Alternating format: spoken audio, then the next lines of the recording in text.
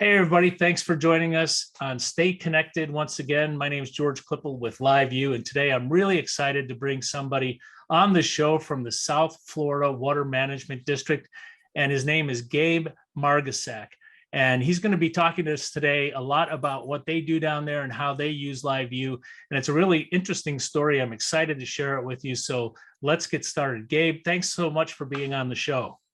Hey, thanks for having me. We're always excited to talk about what our agency does for South Florida and let the public know what we do. Within the organization, you're in what group and what are your day-to-day responsibilities for the organization? So I'm in the communications department, and I've been here 14 years. Again, very proud of the agency I work for because of the work that they do for the public. And again, that's the key for the folks that I work with is we really want to connect with the public and stakeholders so that they know what work the agency is doing on their behalf for restoring the Everglades, for providing water supply, for protecting our communities from flooding. I mean, our job is to let the public know what's being done. And, as you said, when you were here visiting us, most people don't recognize what the agency does or that it's even here. Yeah, it's amazing what you've done. And as you mentioned, I mean, from showing people what they've done and how live streaming has taken off over the years. This company was founded, LiveView, in 2006, right? And we know this like the back of our hand. And as an industry leader, it's great that you found us. So let's talk about that a little bit. How did you learn about LiveView, and when, why did you add it to your product mix? And this goes back in, a little bit of time, and we're going to talk about a couple of different products, but you found out about LiveView how, and you added one of our basic products, if you will, our solo product in the beginning, right? So talk to us a little bit about that. Tell us that story. Our executive team came to us, probably a few years ago now and said, hey, we'd like to do some real simple streams out in the Everglades with, some wildlife biologists doing surveys or some engineers working on a project, just very simple type stuff where we can just kind of do a one-off thing like, hey, we're going to live stream today from one of the conservation areas with a biologist who's doing a wading bird survey.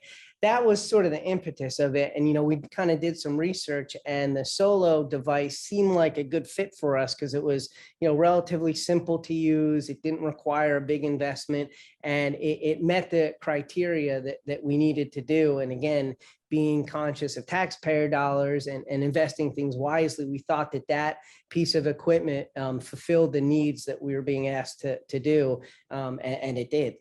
And then I guess somewhere along the line, you looked at another model, one of our newer models that came out that had more modems, more connectivity, still worked with the bonding, but much higher end model, the LU800, and that gives you a much better range, much more capabilities, etc.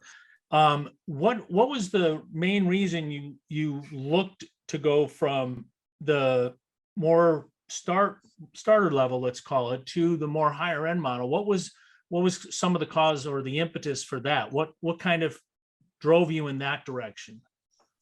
Well, again, that was kind of our executive management team looking for us to get bigger events, more reliable streams in more remote places.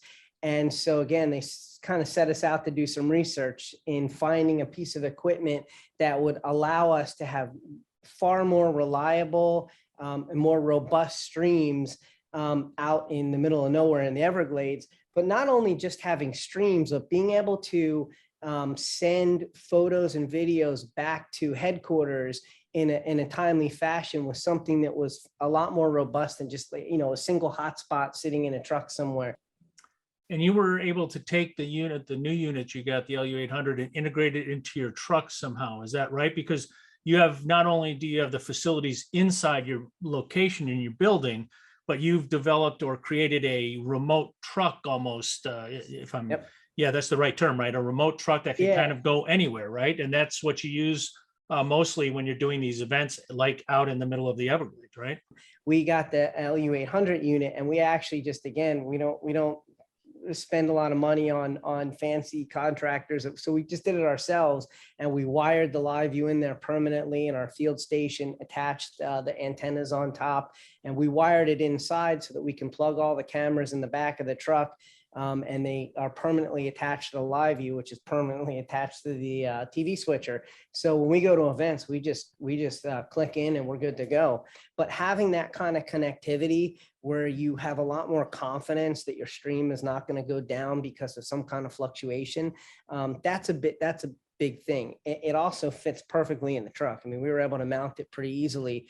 And again, having the field station add the antennas up top made a big deal too. But having all of those things working together was a game changer for us.